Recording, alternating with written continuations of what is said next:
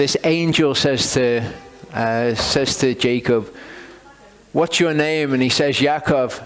He said, "Your name's no longer called Yaakov, but Yisrael, because you have striven with Elohim and with man, and have overcome." And Yaakov asked him, saying, "Please let me know your name." And he said, "Why do you ask about my name?" And he blessed him. I don't know, it just, when you read that, it doesn't really seem like the full account, does it? "What's your name? Why do you ask about my name?" And then he blesses him. It seems like there's something missing. And indeed, there is something missing from this. Okay? This account is very similar to another account that we have in the scriptures. Judges 13:15-18. This is Manoah, one of Samson's parents. And Manoah said to the angel of Yehovah, "Please let us detain you and prepare a young goat for you." And the angel of Yehovah said to Manoah, "Though you detain me, I do not eat your food, but if you offer a burnt offering, offer it to Yehovah." For Manoah did not know that he was an angel of Yehovah. And then Manoah said to the angel of Yehovah, "What is your name? When your words come true, then we shall esteem you." And the angel of Yehovah said to him, "Why do you ask my name?" He doesn't just leave it there though. "Why do you ask my name, since it is wondrous?" Now, I alluded to the idea of being called a name and being a name. Okay? And this is about the name that you are. He says, "Why do you ask my name, since it is wondrous?" So we need to understand a few words so that we can understand some of the stuff we're going to see. The word wondrous is pili, means wonderful, but kind of like incomprehensible, extraordinary, something that is beyond, really, something that is over us, that is just beyond us, basically. And it's an adjective. It's a word that describes something. And we know in Hebrew, the way that adjectives work is they describe something that does a verb, because all words have verb roots. And the verb root is pala. And we've looked at the word pala before. The verb pala means to be marvelous, to be wonderful, be surpassing, be beyond, be extraordinary, to be separate from something by some kind of distinguishing action. That's what it means, okay?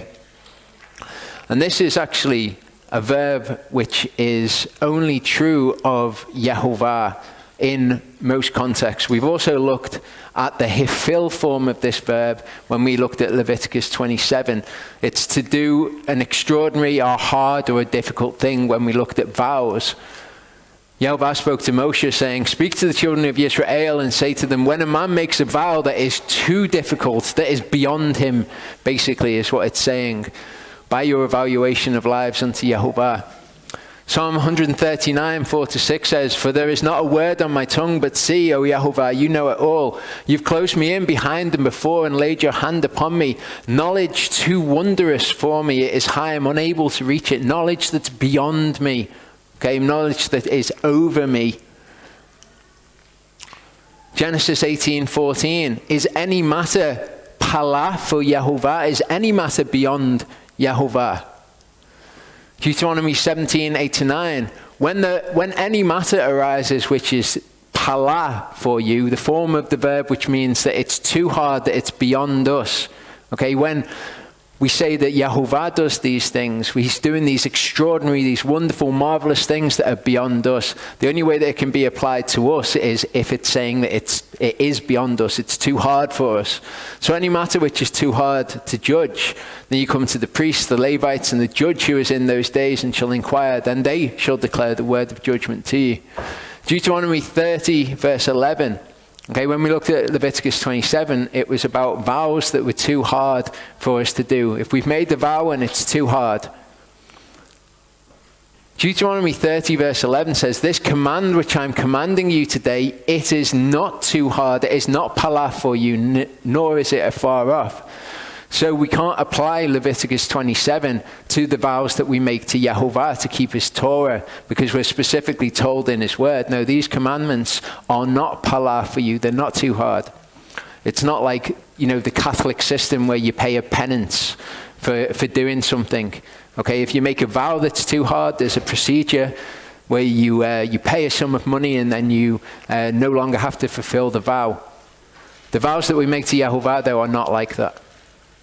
Exodus 3 verse 20 says, and I shall stretch out my hand and smite Mitzrayim with all my wonders. Okay, but it's the verb. It's not the noun, wonder. Okay, if you call something a wonder, that's a noun. And it's a noun for the name of something which is doing the verb, which is being marvelous, being wonderful. So what this literally says is, and I shall stretch out my hand and smite Mitzrayim with all my being wonderful, with all my being beyond, being extraordinary. And he said, see, I'm making a covenant before all your people, and I am going to do wonders. No, wonders is the noun. I'm going to do being marvelous. I'm going to be wonderful, be extraordinary, be beyond, such as have not been done in all the earth. Judges 13, 18 to 19 then. The angel of Yehovah said to him, why do you ask my name, since it is Peli? Okay, remember, Peli is the adjective form of the verb pala. My name is wondrous. Okay, it's a description of something which is doing something that is beyond. And Manoah took the young goat with the grain offering and offered it upon the rock to Yehovah. And he did wondrously. He palad, okay, while Manoah and his wife looked on. Now, why is this important? Okay, for someone to say, my name is wondrous. If someone says my name is wondrous, what they're doing is they're claiming to be Yehovah. Because Yehovah is the only one who can do things which are beyond, do those extraordinary things. He's the only one in Scripture that it's ever ascribed to. So the angel of Yehovah here is in effect claiming to be Yehovah. It shouldn't surprise us. In Genesis 16 verse 10 it says, the angel of Yehovah said to her, I am going to increase your seed greatly, too numerous to be counted. The angel of Yehovah says, I am going to do it. Because it's Yehovah, it's manifesting.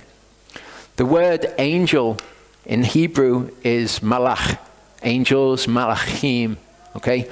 And it can mean angels or it can mean messengers. At the beginning of the Torah portion, when it said that Yaakov sent messengers to meet Esau, the word is malachim.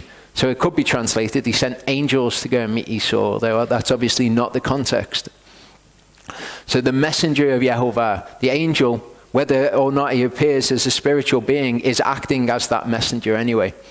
And it's Yehovah's words that he speaks. I am going to do these things. So when he says, why do you ask my name, since it is wondrous, he's talking as Yehovah. Judges 2 verse 1 says, and the angel of Yehovah came up from Gilgal to Bochim and said, I led you up from Mitzrayim and brought you to the land of which I swore to your fathers. And I said, I do not break my covenant with you. Okay, it's Yehovah, the angel of Yehovah. Exodus 3, 2 to 6, the angel of Yehovah appeared to him in a flame of fire from the midst of the bush. So you've got the angel of Yehovah, that's what's appearing in the midst of the bush. And Moshe said, let me turn aside now and see this great sight, why the bush does not burn. And Yehovah saw that he turned aside to see, and Elohim called to him from the midst of the bush. But it's the angel of Yehovah at the same time. And said, Moshe, Moshe, and he said, here I am. And he said, do not come near, take your sandals off your feet, for the place on which you are standing is set apart, holy ground. And he said, I am the Elohim of your father, the Elohim of Abraham, the Elohim of Yitzchak, and the Elohim of Yaakov. And Moshe hid his face, for he was afraid to look at Elohim. But he's not looking at Elohim as he exists in his natural state. He's looking at the angel of Yehovah, a manifestation of him. And yet the manifestation as it appears says, I am the Elohim of your father. 1 Chronicles 16, 8 to 12 says, give thanks to Yehovah, call upon his name. Okay, what did he say? My name is wondrous. Give thanks to Yehovah, call upon his name, make known his deeds among the peoples. Sing to him, sing praise to him, speak of all his wonders. Again, not the noun wonders, it's the verb being wonderful. Speak of all his being wonderful. Boast in his set apart name. Let the hearts of those seeking Yehovah rejoice. Seek Yehovah in his strength. Seek his face continually. Remember his being wonderful which he has done, his signs and the judgments of his mouth. So this is intrinsically linked with his name. His name is wondrous because it's a description of he who does wonders. Isaiah 9, 6 to 7 then becomes interesting to us. For a child shall be born unto us, a son shall be given unto us, and the rule is on his shoulder. And his name is called Wonder. Name's called Wonder? Well, my name could be called Wonder if it's the noun. It's just a noun, it's just a name, it's just a thing that people say, a noise that they make when they refer to me. Counselor, strong ale, Father of continuity, Prince of peace. Of the increase of his rule and peace there is no end upon the throne of David and over his reign, to establish it and sustain it with right ruling and with righteousness from now on, even forever. The ardor of YHVH Zebaoth does this. Now this is in the Masoretic text. It's what it says in the Masoretic text. See here, his name shall be called Wonderful, but it's not Pele, the adjective, it's Pele. Pele means a wonder or a marvel, okay? And it's a noun, and it's from Pala. So, if it's a noun, it's not claiming that it's YHVH. If it was an adjective, it would be claiming that it was YHVH. YHVH is the only one that that adjective can be attached to, whereas a noun could be for anything. So, this is a noun in the Masoretic text. In Brenton's Septuagint, it says, and the Lord said to Moses, behold, I establish a covenant for thee in the presence of all thy people. I will do glorious things for which have not been done in the earth or in any nation. And all the people among whom thou art shall see the works of the Lord, that they are thaumastos. Okay, and thaumastos is an adjective. It's the same as Pele. When he says, my name is Wondrous, in the Greek, it says, my name is thaumastos. Okay, so thaumastos is a description which can only be applied to the works of YHVH. Psalm 98 says, sing to the Lord a new song, for the Lord has wrought thaumastos works. His right hand, his holy arm have wrought salvation for him. So it's all linked with Yeshua here. Okay, he's done thaumastos works. I will glorify thee, I will sing to thy name, for thou hast done thaumastos things. Again, the only person it's ever ascribed to is YHVH. If thou wilt not hearken to the words of this law, which I have written in this book, to fear this glorious and thaumastos name. His name is thaumastos. What's your name? My name is thaumastos. It's wondrous, it's wonderful. Okay, this is in a translation which I've labeled the Septuagint Interlinear. People have got in touch recently and asked me which Septuagint I use, and I didn't actually know because I just had the PDF and I couldn't remember where it came from. Turns out it's a translation called the Apostolic Polyglot. Nothing to do with the Apostolic Reformation, but you can get that PDF for free on their website, which explains why I've got it. But this is what this is from. It's a word-for-word translation, a mechanical translation. So it sounds a bit awkward, but as we'll see, it's probably the best one to be using. Okay, and said to him the angel of the Lord, why is this you ask to of my name? For it is thaumastos. When we read it in the Hebrew, it was, my name is Pele, it is wondrous. Okay, it's the same. It's the adjective in the Greek thaumastos.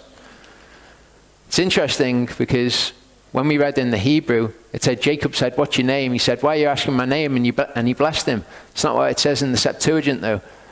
And Jacob said, again, it's word-for-word translation. It sounds a bit awkward. Announce to me your name. And he said, why is this you ask my name, which is thaumastos? So he does say the exact same thing that the angel of the Lord says to him in Judges.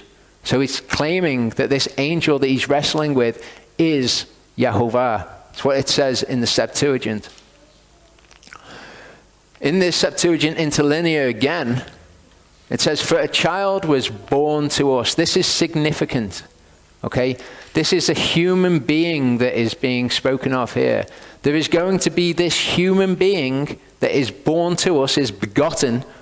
A son was given to us, of whom the sovereignty became upon his shoulder, and is called to his name of Great Counsel, Messenger, Wonderful, Thaumastos. That's a name that's only given to YHVH. The angel of YHVH says his name is Thaumastos. This is a human being whose name is Thaumastos, a human being who is YHVH. Counselor, God mighty, potentate, ruler of peace, Father of the about to be eon. For I will bring peace upon the rulers and his health.